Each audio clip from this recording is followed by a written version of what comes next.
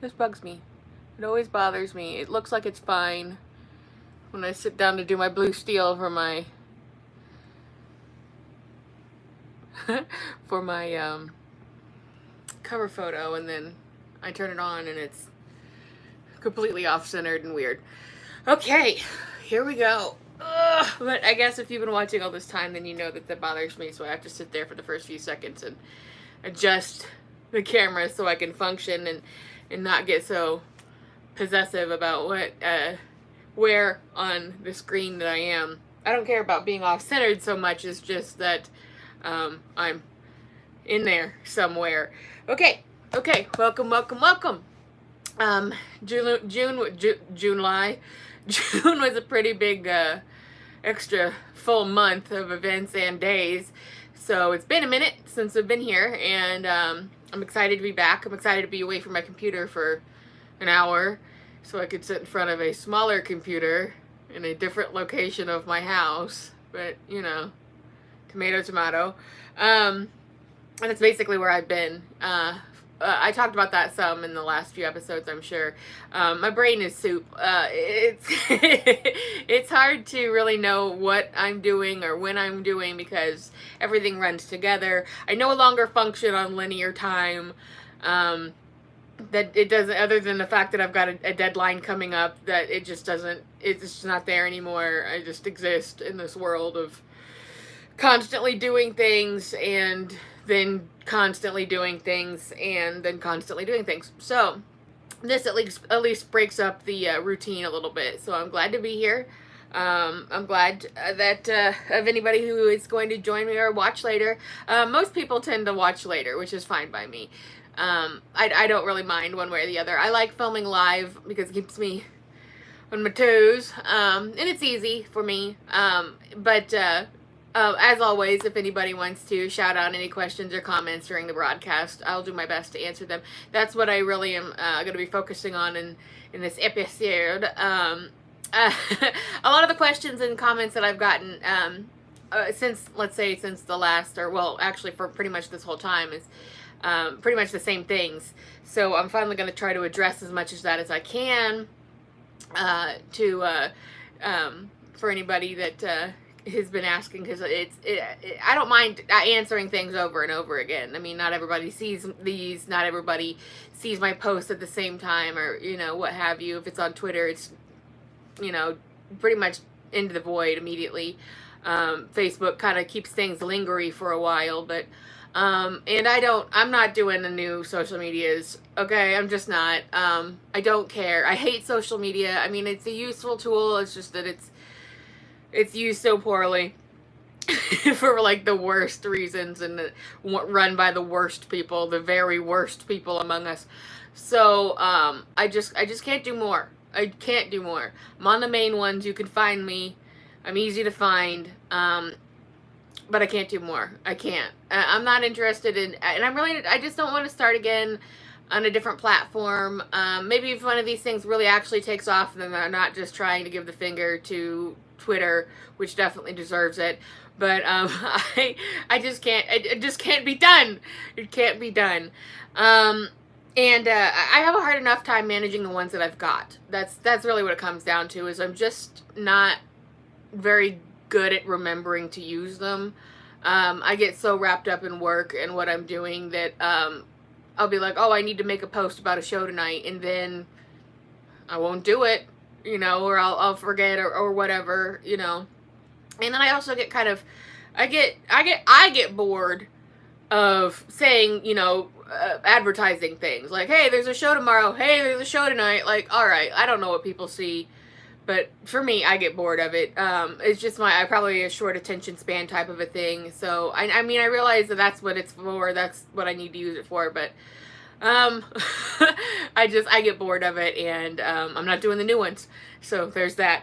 But just I have been able to connect with some more Buster fans recently. I haven't really been able to do any kind of like real connecting or advertising. So if you're wondering, why maybe you're not seeing as much from me in some of the group posts or different whatevers, I don't know.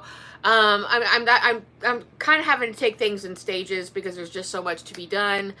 And right now I'm doing photo work and image work and that kind of thing, which I'll get into in a little bit. But point is that I have been able to connect a little bit more with some of the community. I'm trying to make as big of a connection as I possibly can at this point, obviously, because I want them to know about the book. And you know, because I like the community, I like to connect with Buster fans, silent film fans, that kind of thing.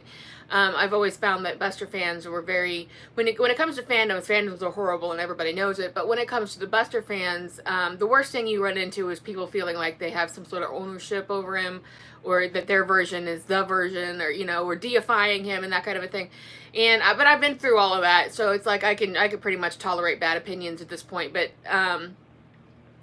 mostly I find that it's a very educated, fun-loving group of people. You really don't get jerks who like Buster because they don't get it and they're not going to get it. And you really don't get dum-dums because it takes like a, you know, there's more to him than men fall down. So you really get a lot more out of him if you are sort of in a higher tier of information absorption, I guess you would say. So so if you're not seeing me, or if you see that maybe I'm trying to reach out to people, and you've got friends in the Buster communities that are in various groups, not in various groups, whatever, do me a favor and share some of this stuff coming up, because I want to make sure that anybody that wants to know about it does know about it. My movie, Oh Buster, Where Art Thou, is on YouTube for free. Anybody can watch it whenever they feel like it, and that's available, you know, all the time. And then all these live streams that I've done that have come up over time. So because that I've kind of very quickly been able to connect and join a couple of groups, not like, you know, in a serious way, but just like, oh, I found these, great, cool. I've been able to connect a little bit more. So if you want to help me, you know, reach out even further, that would be super, super great. And I would love that, because one thing I've definitely learned about the Buster community is that they are always very interested in new projects and new information and new things coming out, and I love to share that, and I want to share my work for sure. So definitely reach out to me, or, you know, share my stuff if that works for you. I know everybody likes to do things in their own way, but I have no objection to any of my stuff being shared. I want it to be shared. I don't care if you want to ask questions. I don't care about answering a question 1,000 times. I'll do it. It makes no difference to me.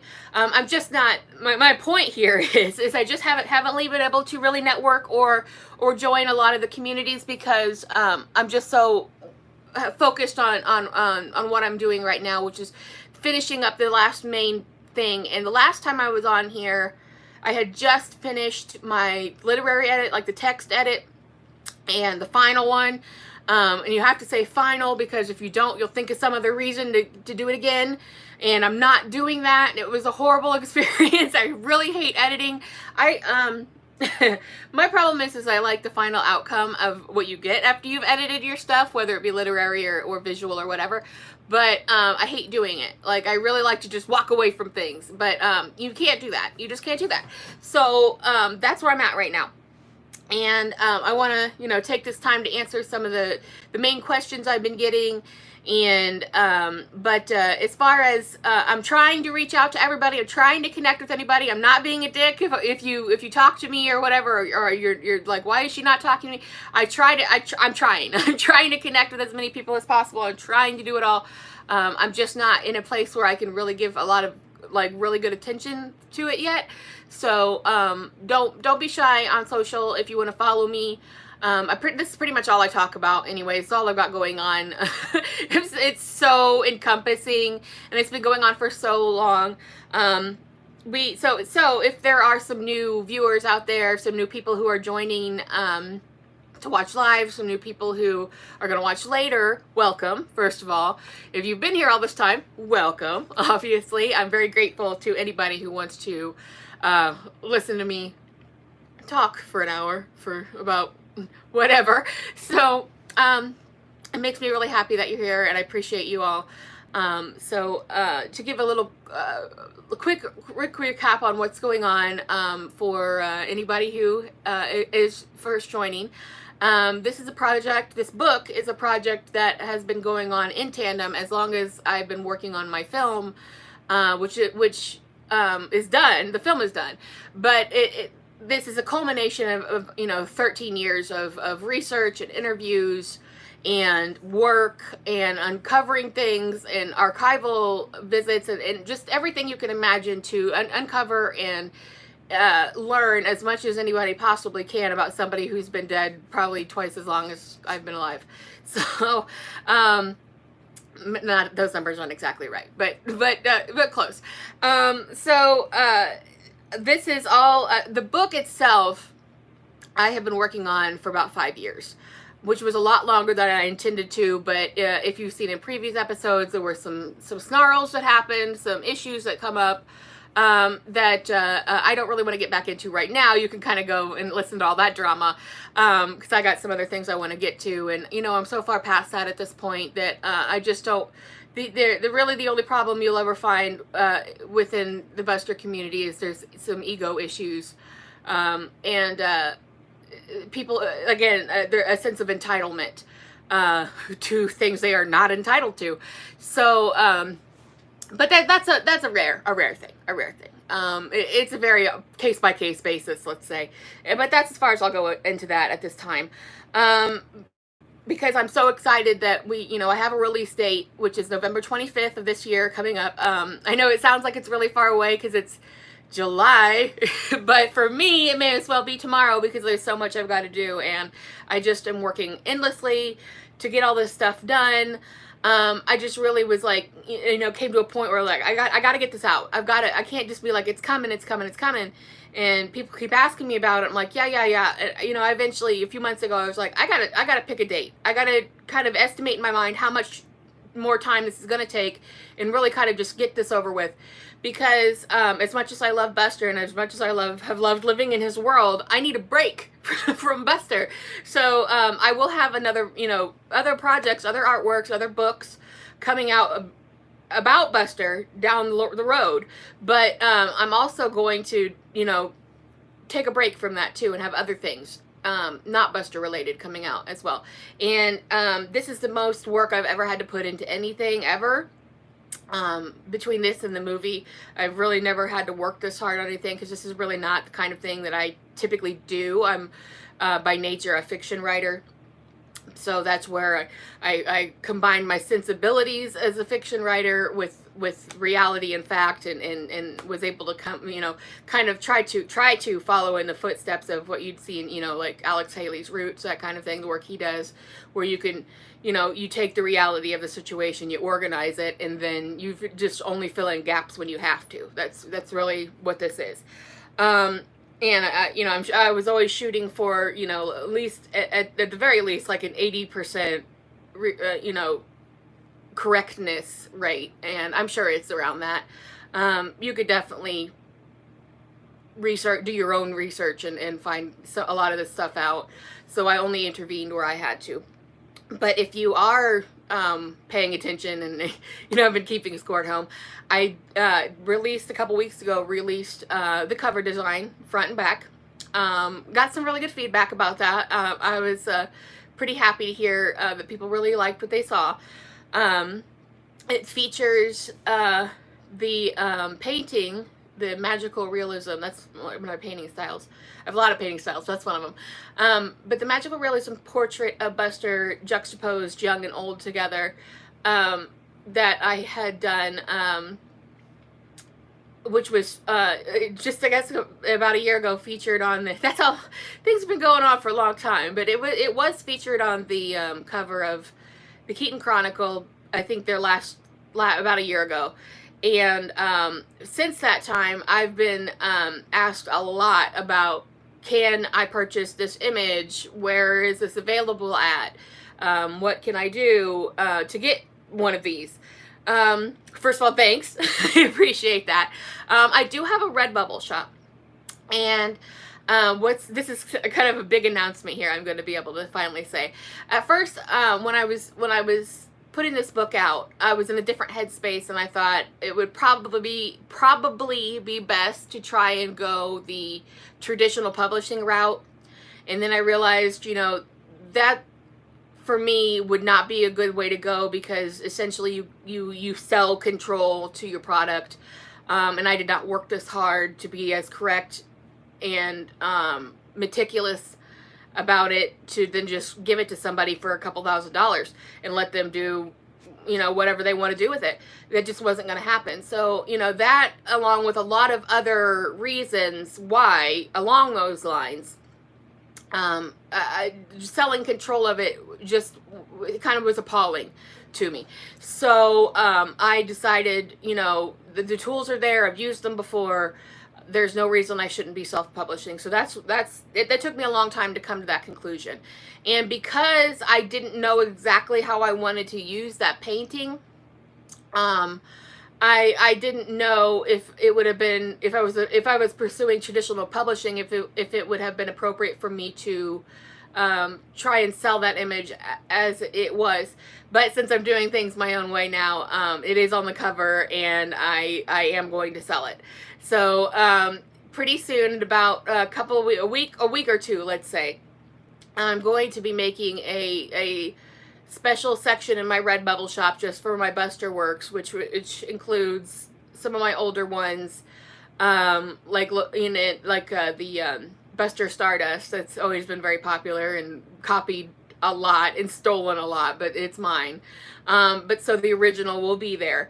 And if you're not familiar with Redbubble, it is a really cool place. It's just really hard to search for things. But essentially you could get one-of-a-kind items on anything that you can imagine, from like clothing to bedroom sets to wall art of any kind to stationery, pet supplies, stickers. Stickers are super popular. And then the artist who created that work gets a commission. So that, which would definitely help me, because as things are going on and I'm getting close to the deadline, funds are definitely getting a lot tighter. So if you're gonna buy something that somebody made, the same with the book, you definitely want as much of the money, I would think, to go to the person who made it rather than a corporation. That was another reason I decided against traditional publishing, pursuing that, because enriching a corporation any more than I had to was just unconscionable at my expense. So coming soon, in about a week or two, as I get this sorted out, I will be opening a special section of my Redbubble shop that is just Buster items. And it will include the older images, like I said, like Buster Stardust and a few others that don't have such flashy names. But it will also include it's called Ghosts, the young and old painting, the juxtaposed young and old painting that's on the cover art. So it will include that, and it will include a few different versions of it as well. So it's like, if you're like, oh, I would like this on a shirt, but I don't want the gold frame around it, I would like it plain, you can do that. If you're like, oh, I like this, but I'd like the gold frame around it, you could do that. Or if I would like the starry background, you could do that. So I will list several different versions of it to pick from. And then you could say, I want a t-shirt, I want a sticker, I want a, I want a bed set, whatever. It's all there. And I will also include the poster from the movie, O Buster, Where Art Thou? So that'll be there as well. And there will be different buying options, where you can pick your own color of background for a t-shirt or whatever. A lot of people that shop Redbubble don't realize that you can choose, depending on the type of clothing that you get, that you can choose your own color. So a lot of times I just buy white because they don't realize, but just put your eyes on it, and if you want like gray or black or something like that as a background instead, you could select that. So that, and again, like I said, in about a week or two, as I get that set up, that's going to be available. And that has been something that I know a lot of people have been interested in and asked me about quite a bit, how they could get their hands on that image. So thank you for that. I'm really happy that so many people really connected with it and enjoyed it.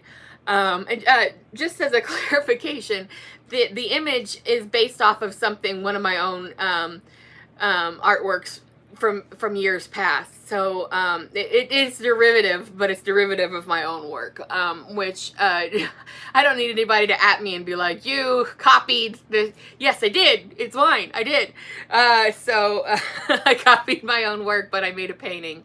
And again, my paintings, I've got several others in the shop, just kind of at random. I've got ones of Baby Mac from Mac and Me. I've got one of a 59 Pink Cadillac. I've got one of Patrick Swayze from Dirty Dancing with a really pretty smile on his face. I've got lots in there, which I haven't really been able to add to because I've been so steeped in work on this book. So eventually there will be more paintings by me. I also do psychedelia. I do patterns for like clothing specifically, like vintage style patterns. So you can find all of that there as well. It's just that like you're gonna have to, you know, I've got like nearly 1,000 designs and they don't really have a search function, an internal search function. Like you could search the site, but I've begged them for this. Redbubble does not have an internal search function. So it's really hard to get people to be able to be like, oh, come to my shop. And then they're like, I don't want to sit here and dig through 1,000 designs. Some are very subtly different than others, like size. And I don't blame you, and I'm sorry for that. And I really wish that they would, they've done a lot of crappy things here recently. Sorry, there was, I don't know what the hell that was. There's been some road construction going on my street. I don't know, maybe somebody ran into some of it or something. That was weird. Anyways, point is coming very soon, as soon as I can get them in there, there's going to be a whole bunch of new Buster items. The cover item or cover art for my book will be in there, sort of as a single image as well. And if you have trouble finding it or anything like that, I'll post the links everywhere. I'll share them as much as I can. Please share them with each other. But I will, I'm always open for questions. I will help you try to get through it. I will try to send you individualized links, because like I said, Redbubble really just doesn't function very well. It's a very useful thing, and I'm happy that it exists for the most part. They just really don't listen to the people who do work for them and create. I mean, because the problem also is, a little sidebar here, they get 80% of the take. And I'm really kind of okay with that because they provide the materials, they manufacture them, and they ship them. So I kind of find it hard to argue with only getting 20% for my designs, right? You know, I would like a little bit more, but I understand. But recently they started charging certain users a fee as well. I guess I avoided that for my standing, and but I do think it's very unfair. I think it's a very unfair thing to do because they don't really help you sell anything, and they're not very functional in terms of helping people find your work. You know, if you go on, I mentioned Patrick Swayze portrait that I did. So you go onto the website, you type in Patrick Swayze, okay? You're not just going to see mine. If you even see mine, you're going to see the whole, anything that's got Patrick Swayze tagged on it in the whole website, which is good, but it's like if you're looking specifically for my work, you have to specifically go to my shop and then, you know, scroll and scroll and scroll and scroll, and then you might not realize that I have different versions. You know, there's a cutout version, there's a version with a background, and all of my stuff is like that. So that's a big problem I have with the website. We'll leave it there because that's not why I'm here, is to complain about Redbubble. I just want to announce that my Buster work is going to have its own section, which will be a little more navigatable as that goes, and the cover art will be there, the film art will be there. There will be different versions, so if you see one and you're like, oh, I'd like this without the background, it will be there. So there'll be 5 or 6 versions, and I hope that you find what you're looking for. If you don't, just reach out to me and I will help you in any way that I can. I've had to do a lot of customer service over the years, so I will do that. To the best of my ability, I will help you nav that process, since Redbubble doesn't do it. So I will be there. I will be there for you. So let everybody know when the news comes out. If you know of any, also, like I said, I haven't really been able to effectively network yet for any of this stuff. But so if you know me on socials or anything, and you're like, hey, join this group, they'd like to hear from you. They love, you know, silent film stuff. They love Buster, any, you know, projects coming out. That would be great too. So, you know, never hesitate to reach out to me or send me questions or anything like that. I don't care about answering things over and over again. It literally makes no difference to me. I'm just trying to establish a connection with the community, because I am not actually an official Damfino. I have always felt like, although I like the organization a lot, I know a lot of the people in it and a lot of great people, I just kind of always felt like it was more better for me to, when making a film and writing a book, for everybody who needed to know that I wasn't being unduly influenced in any way to include anything or not include anything, or brush things under the rug, or not really that there are, but I think you get the point. That's what I'm at. I always kind of, you know, I'd like to join the organization, but I always felt like it was better for me if I didn't, because I wanted to be sure that anybody who wanted to know would know that I was coming from a place of impartiality and wasn't unduly influenced by, you know, anyone or anything in that ways. So I'm just now trying to connect with as many fans on as many platforms as possible. So any kind of help that you would like to do to help me do that would be so appreciated. And again, if you my Buster works, I try to keep up with it as much as possible, but they do get stolen, and other people try and sell them. So if you see them on social, a lot of the times, all my work will have like a watermark over the top, like kind of stars, like kind of a little gray star bursts. That's not part of any of the paintings, for real. I'll say it again, like I'll say it a million times, but I say it in the post. But if you purchase from me, you'll see a watermark on Redbubble potentially, or you'll see my own personal watermark. Those are not on the final product. Those are just to try to prevent theft. I have a really hard time with people stealing my designs and reselling them at low quality. And I don't know what kind of business they're doing, but I know that it's not going to me. So, I know that there are other people making Buster art out there, but if you've seen my work, then you know my type of work. And if you see it somewhere else, you know, don't buy it from anybody except from me. My handle on Redbubble is Nicolette Abides. One word, no dashes, no underscores, anything like that. So, that's it. That's all there is to it, basically. Like, if you suspect it's one of my designs, you don't have to go as far as reporting or telling me or anything like that. You know, it happens all the time, and I'll try and take care of it. But just FYI, if you're not buying one of my designs from Nicolette Abides, again, no caps, no spaces, no punctuation of any kind, then you're not getting the authentic thing in the proper quality. So there's that. It's coming. It's coming soon. I know a lot of people are excited about that section, which is about as searchable as I'll be able to make it. So that's a fun thing that I'm getting to announce. I've also got some other kind of fun things that I'm going to do coming up. I know I've talked a lot about music being a big influence to me in writing this story, and in the film as well. The film's got its own particular soundtrack that really shapes and is a companion to the story in the film. But this one, although that there are songs included in the text of the book, there are also a lot more that really don't have anything to do with it specifically that I took as influence. You know, that I would play for myself or think about while I was writing particular scenes to kind of influence the energy or the vibe. And it's not always about lyrics specifically. Sometimes it's about a sound. Sometimes it's about a particular flow. What are you doing? Stupid. I get distracted, you know that.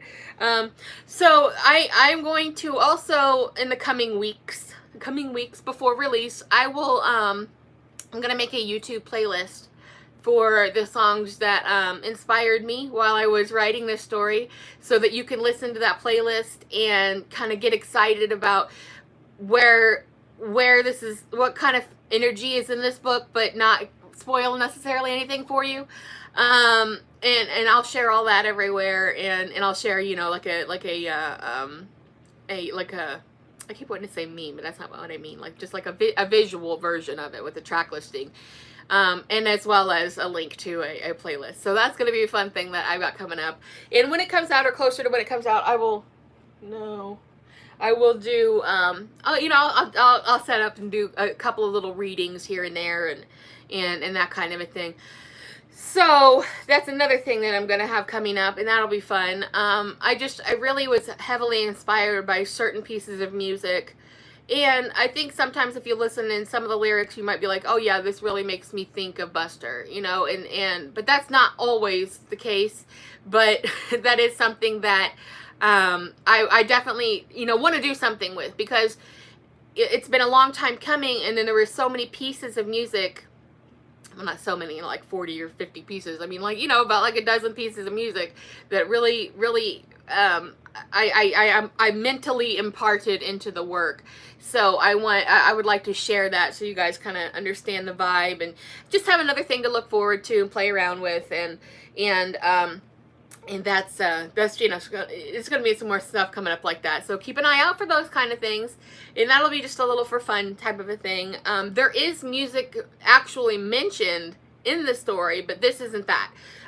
There's also, I talked before about, I put some musical Easter eggs in there, in the text as well. Like every now and again you'll be like, hey, that's a lyric to a song.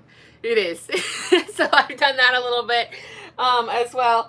And that's kind of for me, and it's kind of for you for fun. Like probably like if you were to read over a second time, you might notice that, but maybe not the first time. So there's some little Easter eggs in there as well that really don't have anything to do with anything, except that I love music, and I love that certain things inspired me, and this was a big inspirational point for me for making it, and something that also helped, has helped keep me at a saner point a lot of the time going through, because there would be things like where I felt like, I'm not getting the energy, I'm not getting the vibe that I'm meaning to for this part, and then I think I want it to be like the way that this song feels, or this song sounds, or the cadence of this song, and then I go and kind of play it for myself, and just kind of sit there and think about it for a minute, and then I'm like, yeah, and then I kind of would, I guess, nail it, you would say. So I want to be able to share that. So that's coming. That's just a little fun thing, and it'll be for free and everything, and then I'll make a video playlist on YouTube where you could just click the link and play the songs and enjoy them, and then I'll make a little graphic for that as well, and that you can enjoy, and I'll probably make one for the movie as well, just so, so it's there. So that's coming along as well. Some of the more funner bits I'm going to be able to get to, and I've also been asked a bunch of times about what's the pre-order situation, where will they be able to order it, and this kind of thing. Well, I'm going to be going through Amazon Publishing. I've done that before. I know how to do it. It's been a long time, so I'm sure a lot's changed, but as much as I'm not crazy about enriching corporations, you do get, as the creator, you do get quite a bit of the take. So when you purchase the book through Amazon, I will be getting a large amount of what you pay, and that will be very helpful for me, because as I said, I funds are getting a little bit tight here towards the end of production, and having to put all of my energy into really getting everything right and finished and that kind of thing. And like I said earlier, if you buy something from somebody who made something, you want them to get the lion's share of the take, I would think. So that's the reason I'm going to be doing that. So, and also it's the biggest, most accessible marketplace in the world, whether I like it or not. So it's very accessible by all people. And then in terms of pre-order, so Amazon, what they do is they do offer pre-order, but what they don't do is they don't offer it on anything but digital copies. So it's going to be ultimately available as a digital download, as a paperback, and probably also a hardback as I get further down into the listing process. That's what I have in my mind anyway. At the very least, it will be paperback and digital. So if you were intending to buy a digital copy, then you can pre-order that. You can't do anything yet because it's not yet available for pre-order, but that's coming soon. But that'll be in a month or so, I think, is what I'm kind of shooting for. Within about a month or 6 weeks or so, you will be able to pre-order a digital copy. But apparently at no point can you pre-order paperback or hardback copies, which kind of sucks, because I know that a lot of people would rather have the physical media to look at and to work with. But so I can't do anything about that, and I'm sorry about that. It's kind of a disappoint for sure. But I just hope that, you know, if you were already going, the good news is they're not going to run out. So, like, you don't really have to worry about pre-ordering, or that you can't, if you were going to buy paperback, that you cannot pre-order, because they're made to order. When you order one, it's made right there on the spot. So, or, you know, and then it's sent to you. So, you don't have to worry about having to wait, like, or the product running out. That's another benefit of doing it this way. You order your copy, they make it, they send it to you. So it really is hot off the presses when you order this way. And then obviously the you know, as people order, then I will actually get paid, whereas I would not if I'd have gone traditional. That's a good reason, I think, to do it this way. That's also why I use Redbubble. I don't get nearly as much of a take of my art there, but I will still get some if you buy my artwork. So, and I'm in control of it. That's the biggest part. Nobody's going to be able to come in behind me and say, we need a card chase in this book, because there isn't one, and we need you to, we need to have the people edit this and whatever. So that's not going to happen. What you get is what I intended you to have. And this book, I mentioned it online when I released the cover, but what you can expect from this book is, first of all, it's about 13 years in the making. And it includes information that I've gathered in personal settings with people who knew Buster in his lifetime, other historians, that kind of thing, family members and such, people who have passed away, where I visited locations that have been razed. The Woodland Hills house, you may not know, and so I'm sorry to shock you if you don't. It's gone. It was deleted from Earth. It's gone. And I was there. And it's in the movie a little bit. But that's just one example. There are so many places that are gone. There are so many people that the resources, are also have left the planet.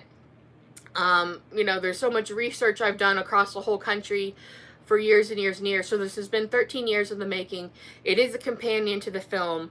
Where in the film, there's a certain set of people that get talked to and interviewed and have things to say. I took, in the book, I strayed away from a lot of those specific people to talk about some other people in their lives as well, because this is not just about, what job Buster was on, or when or where. If you want something more that's like a bullet point biography, like, hard biography, I'd say go with the James Curtis book. But if you want something that's more flexible, more personable, like my movie, where you get to learn what they were like as people, the Keaton people, and the people in Buster's life, where you learn more about who they were, what they were worried about, what they wanted to accomplish in their lives, because his family in particular, and Eleanor's family, have always taken like a back seat to whatever he was doing, whenever he was doing it, however he was doing it. We've had the conversation about him being a genius over and over and over again, and him saying, I'm not, and then we say, you are. That's not what this is. This is an inside look at who they were as people, as they did what we know that they did, and some stuff that the public doesn't necessarily know. So that's what you can expect from mine. I've been asked, so, okay, after the James Curtis book, pretty much case closed, right?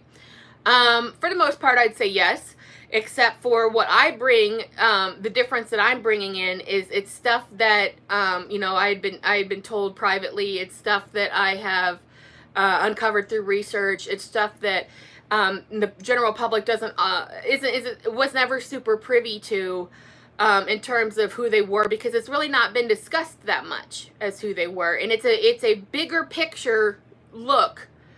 Not just about he was here in 1953, he did this. In 1954, he did this.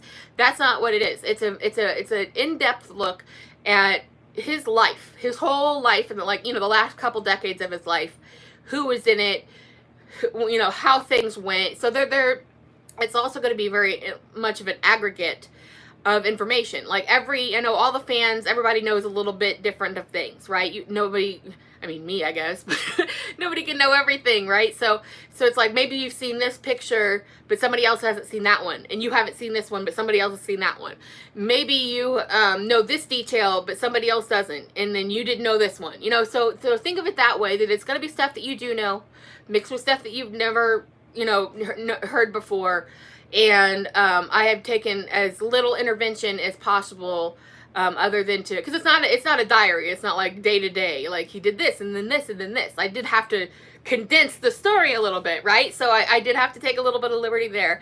But for the first time, for instance, if you've ever had an interest in Louise's life, his sister, or his brother Harry, or his mom, or any of Eleanor's family. If you've ever wondered, like, oh, well, I wondered why they did this, or why they never that, or, you know, this kind of a thing, that's also in there. It's an aggregate view of his life, who was in it, and why that matters, and what these people were going through together. They were a very tight group of people, and they were all individual people, and I think that's really important. So you will get all the Buster you can handle, you'll get all the Eleanor you can handle, but you will also be able to learn about these other people and everybody's individual roles in their own lives and in Buster's life. And I'm super excited to be doing that, because it's never been done before. Of course, these biographies reference these people, but these are references and not like personality information about what they were going through, how they felt about things, like how they metabolized things that were happening to them and around them, and that kind of a thing. So that's what I'm really excited to deliver on. What I'm really working on right now, which I mentioned, is the photo section. So here's an announcement for you. There are going to be 12 pages of photos, and they themselves will tell their own story, kind of the way that they're grouped. I don't want to give away too much, but also it's important to know. I know that there's a lot of you out there that would prefer, you know, the more biographical telling of events, and that's fine, because that's out there. But if you look at this, the text as well as the photos that are going to be in there, because I've had to do a lot of rendering to make them even visible, which I'll get to here in a sec, but because some of them are so old and bad quality. But the idea is that, like, if you are so inclined to watch like a biographical movie, then this is going to be something that would appeal to you. You know, if you saw recently, like, the Elvis movie, which was actually extremely accurate, you know, if you were inclined to watch something like that, this is, you know, kind of in that vein. It's, you know, nothing to do with each other, but, you know, the biographical movies, you know, Selma, or a Bohemian Rhapsody, or, you know, just any biographical movie. Some are, as you well know, some are more accurate than others. Some are not to be believed at all, but this I went out of my way to be as doggedly accurate and, like, aggressively accurate, to the point where it's, I don't want to say that it's like rigidly accurate, but just that I knew very much that it was a story that needed to be told, and it needed to be told in the right way, and I needed to do something with, you know, over a decade of knowledge and information given to me, and in some cases by people who are no longer living. So quite a few, as a matter of fact. So that's what this is. It's more like a biofilm in book form.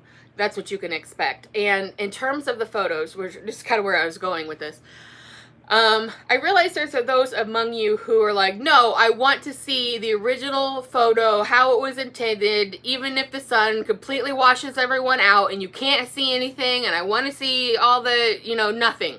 You know, I don't want it manipulated in any way. I don't want any kind of change whatsoever. I hear you. I get that. Okay. But just like the text of the story, that's not what this is. Okay.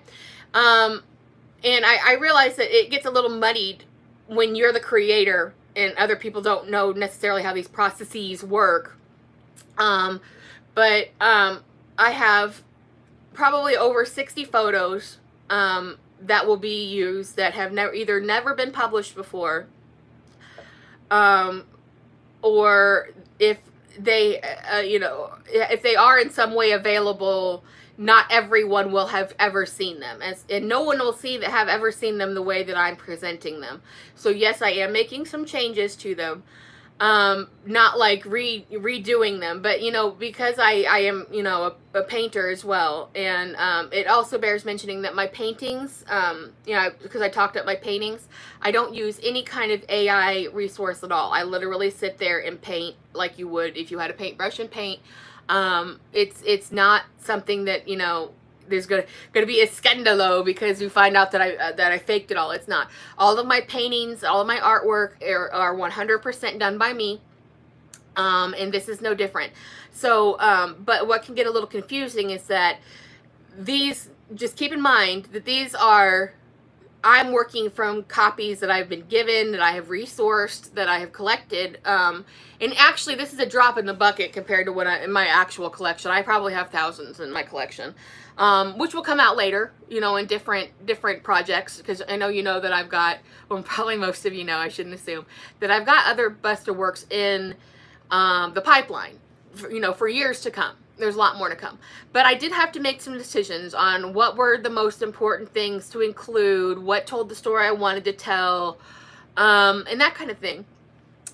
So there's going to be probably over altogether 60 photos, pretty jam-packed in these pages.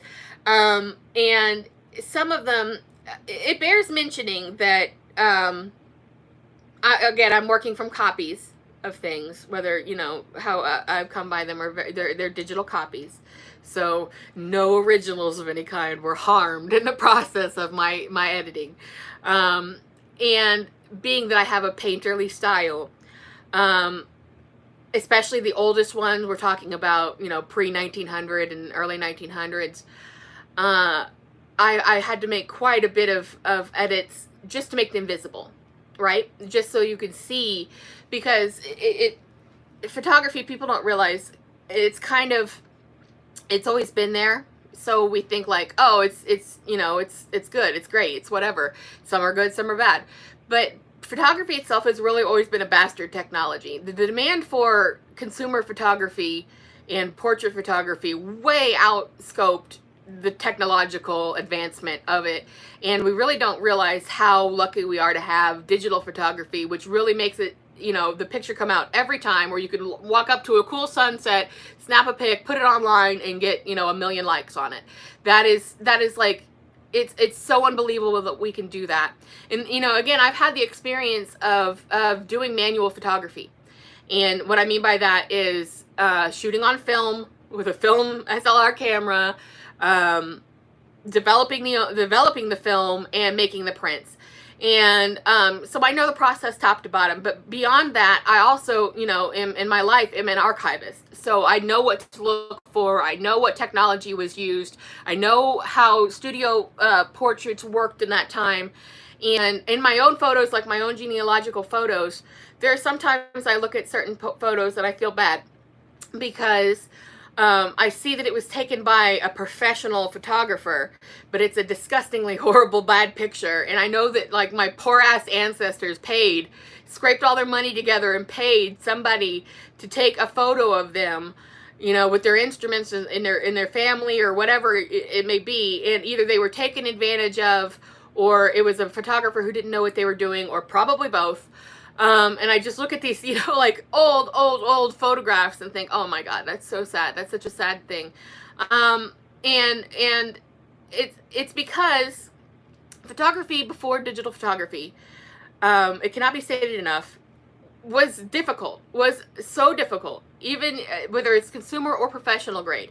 Back in the time that Buster and was with his family in the act, that, like, so we're talking like 1900-ish, there was no flash photography. It was either done by shot on glass plates, or it was tintypes, that kind of a thing.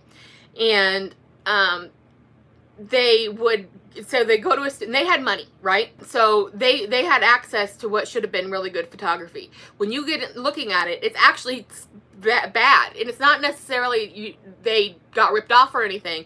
It's just that the technological advancement was not there. You can see that they've gone into a studio and they're standing under a skylight, and they're just half of their faces are gone, just, you know. Or if there's a family portrait and Louise like is a baby or something and she moves slightly, it looks like she's got no hands or something to that degree, right? And like, but everybody had to sit very, very still for a very long time. That's another why do people never smile, because they're literally sitting and trying not to breathe or blink or, you know, anything like that. It was a very, even if you were a professional photographer, you had to be at a skill level that very few of them really actually possessed, even if they had a good reputation and did good business, okay? Because, and we're not even talking about consumer photography yet, because that's a whole other, you know, box of crayons, because it was just such a difficult thing to do. We're talking about considering shutter speeds and focal lengths and lighting and these and composition and all these things.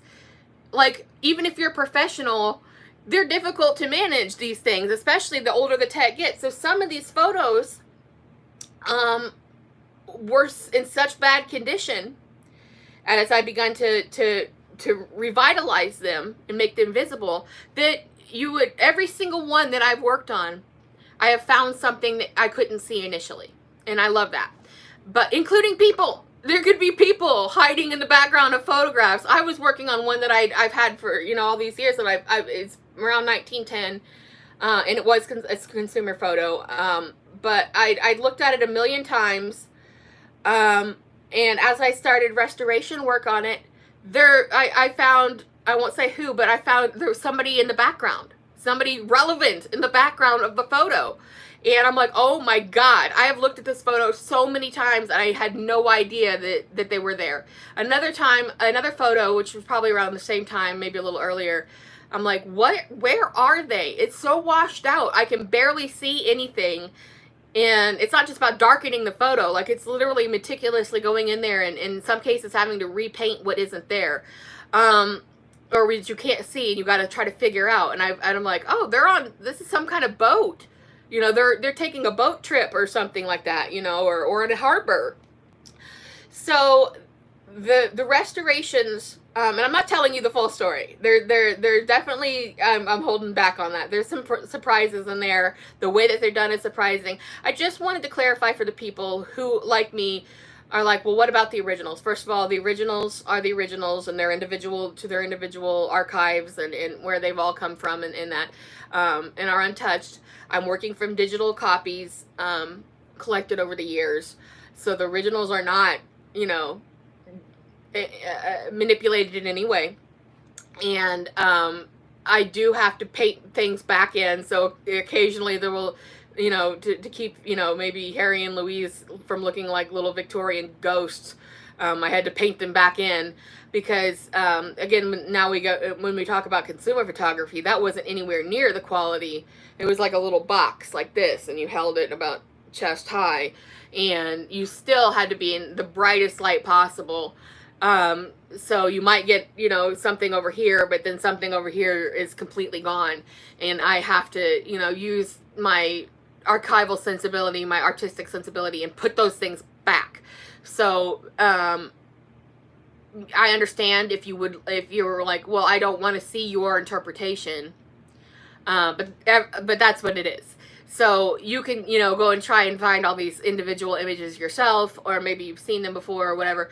But I'm having to take these interventional steps to make them readable and visible. But you know, that's all that I'm really doing with them. It's just I'm adding context. I'm just making them so that you can actually see what's going on, instead of being like, here's this really scratchy, completely washed out photo. That's the way it looked, and that's all.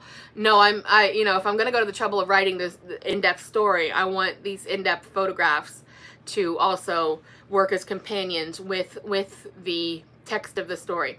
So just like in the story, there will be photos that you've never seen before, some you have seen before, you know, in various ways, or if you've seen, you know, gone to events and stuff, you may have seen some of these different things, or but the point is that the way that I'm working on them is going to be new to you. The story should be primarily new to you, and it's taking all these data points and putting them together with a personal touch, and that's where I'm at right now in the working process.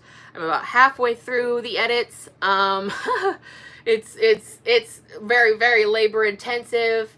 The older the photos, the harder it is to make them look, you know, what we expect when we see a photo taken, you know, off a phone or a good digital camera or something like that that's doing all the work for us. So, you know, there's only so much I can do, you know, so I'm doing this restorative work. I'm doing these things to try to make it so they're enjoyable, they're visible, they're understandable, they tell the picture, they tell the story of their lives. You can understand it, you can visualize what you're supposed to visualize. It's not like I'm, you know, adding like little like aliens or something in there. It's nothing like that. It's what should be there. It's where I'm heavily examining and working on them to be able to see like, oh, I can draw their arm back in, I could draw their hand back in. You know, I can draw their completely invisible body. I could see what's going on over here. So I haven't really messed with content. It's just the quality of things definitely have needed work, and that's what I'm working on right now. I anticipate in at least probably another month or so of doing that. But like I said about the artwork, that is coming in the next week or so, as soon as I make it available in my Redbubble shop. So that you can look forward to in the immediate future. And then about when I want to be closer to finished with the final. This is the final edit, by the way. These photos. Once these photos are done, I can add them to the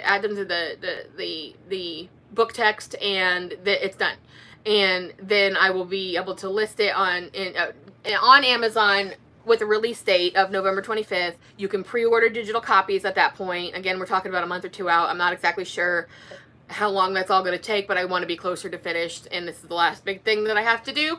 So I'm putting all my energy into that and trying to get done as fast as possible. It's driving me crazy, just like the literary edit did. And again, I've never had to work this hard on anything ever, so I'm really looking forward to being able to share all of this and this giant project that's taken itself 5 years and been, you know, 13 years in the making overall, because I knew I wanted to do something. I just didn't know exactly what I wanted to do, and after making the movie, it was just like, you know, and I'm at that point again.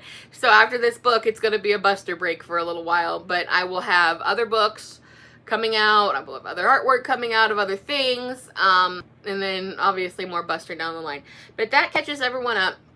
The cover imagery, please feel free to share that around.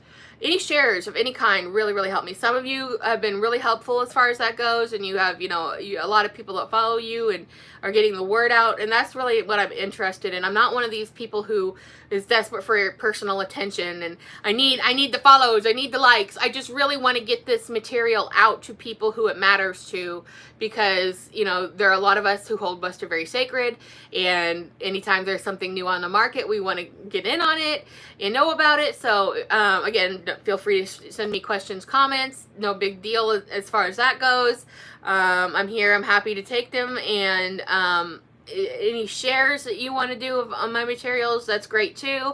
It really helps me in the long run be able to connect with more and more people. I'm working on the connections. I'm working on reaching out to all of you and talking to you. Don't be shy. It's okay. You can, you know, talk to me at any time about anything. It's fine. Don't do creep stuff on me. I've had that happen a lot. I have had a lot of people wanting to friend me, and that's fine, and I'm totally fine with that. But on Facebook in particular, it's almost impossible now to tell the difference between like a legitimate account and a bot or a creep. And so I've had to approve a lot of people kind of on hope you're not a creep, and then get rid of them. So I mean, I don't feel like I'm talking to a lot of creeps, but just, you know, I just don't know what to do about it, is what I'm saying. So I'm trying to connect with people. I'm trying to do the best I can. It's been a real mire as far as that's gone. So I'm trying to be there. I'm trying to be there as much as I can for you all. And that's everything I've got for you for this episode. And I will be back next month around this time, whatever the first Thursday of next month is. With further updates as I've gotten a little further along, and by then the art will be out, so I can take any more questions as far as that goes. I will have another episode of my other show, my review TV talk show, the Million Movie Project Presents, mid-month, like third Thursday. This first Thursday, then that one's third Thursday. I don't know what it's going to be about yet. I haven't decided. But all of those past episodes are in my live tab. They're all labeled. So if you want to hear about, like, you know, my thoughts on TV and my reviews and stuff like that, content warning there. There are definitely going to be spoilers on things. And I really don't control my language. You know, as far as that goes, this I try to reel it in a little bit. So you can watch past episodes of this, you can watch past episodes of that, you can watch the movie on my YouTube channel. If you want to subscribe, I just now, I never really did much with my YouTube, so I just now passed 100 subscribers. But if you are like a YouTube user and you like to get the notifications about like when I'm going to go live and stuff like that without having to rely on my social media, go ahead and do a subscribe so that you can, you know, get your, you know, your updates, that kind of a thing. It doesn't really do anything for me, but I mean, if you're the kind of person who would rather be, you know, get a ping when I'm gonna go live or something like that, then that's the way to do that. You can get all my old content there. Not like old, but like it's there. The movie's there. My other very old documentary, first documentary, is there. I've made 3 documentaries total. My second one's not on there, just because it isn't. I just haven't got to it yet. But you can see my first one from 2007, and that was actually shot on film, and you could tell. And then obviously, Oh Buster, Where Art Thou? Is available. You can check in with me on Facebook or Twitter. I'm there. I'm in those places. I don't do Instagram. It doesn't really do anything for me. I'm not doing any of the new pop-up ones. I'm on TikTok. But I haven't really been able to do that much with that either right now because of the book. Everything will kind of improve as things go along. But you can connect with me anywhere that you feel comfortable connecting with me, and I will be around. And so this concludes this episode. So oh, my phone's starting to die. Woo! So be safe.